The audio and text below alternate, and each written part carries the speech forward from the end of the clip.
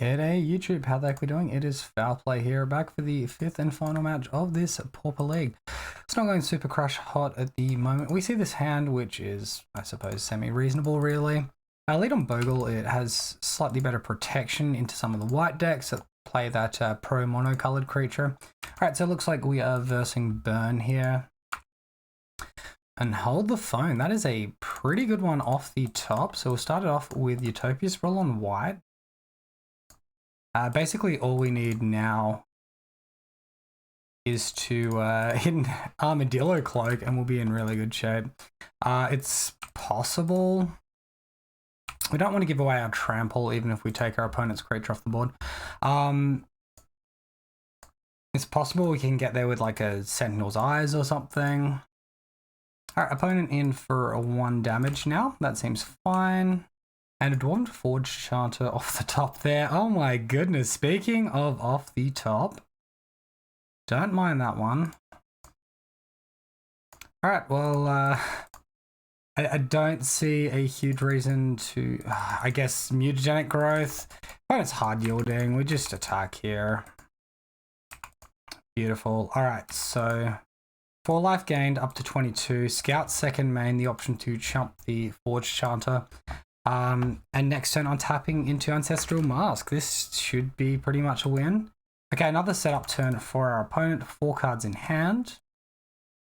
As we were saying though. And another Ancestral Mask off the top. Would you look at that? So we can land cycle initially here for white mana.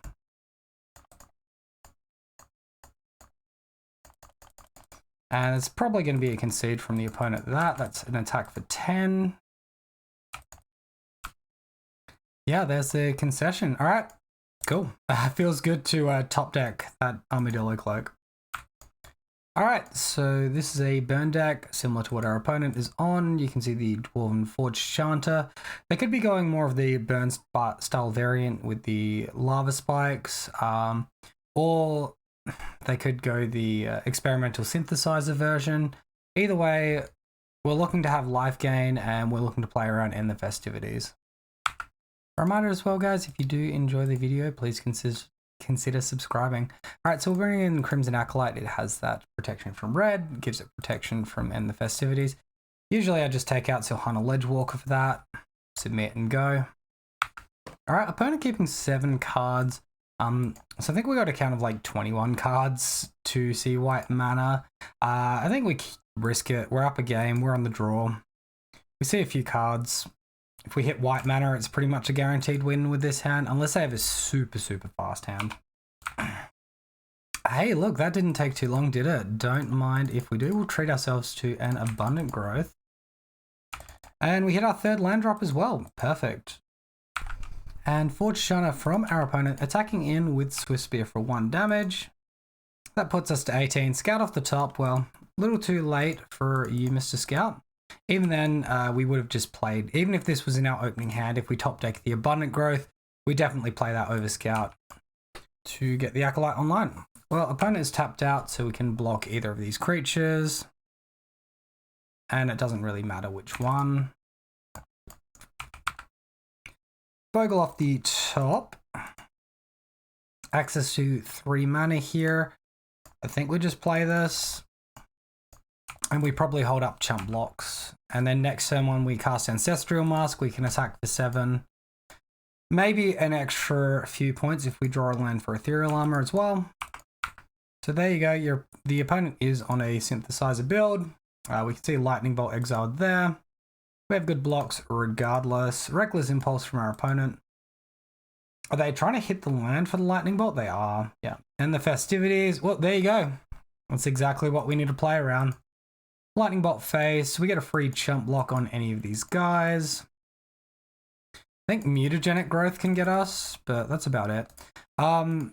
Also, something to note is if you're chump blocking your opponent's creature and their creature is bigger than yours, they cast a Flaring Pain, your Crimson Acolyte will die because it can no longer prevent damage. It like circumvents the protection from red.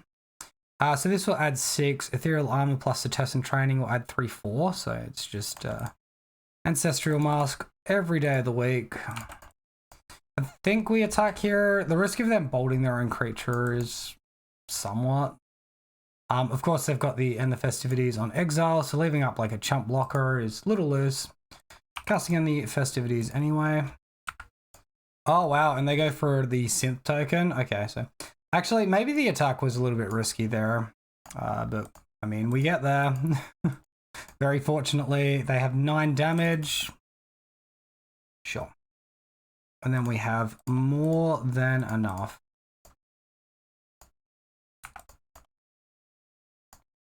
All right, tap our mana correctly. We already have lethal, but for clinical sake, in there for 20. All right, so that was a nice quick one after what was a bit of a savage league, really. Yeah, not much to say. I feel like a lot of our losses were close losses, especially in that mirror match. Our mulligan luck was absolutely woeful. So as far as the sideboard is concerned, I think I might want to like go up in standard bearer by 1 copy. It just feels a little bit weak not having it, and then just minus a gut shot. So the adjusted sideboard looking a little bit like this. That's probably better being split between gut shot and standard bearer, obviously. Not obviously, but I think so.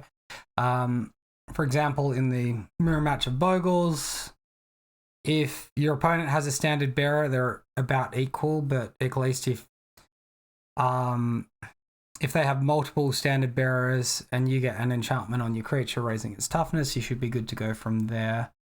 Yeah, not much to us to say. Again, if we're looking to free up sideboard slots, Crimson Acolyte is probably not super necessary.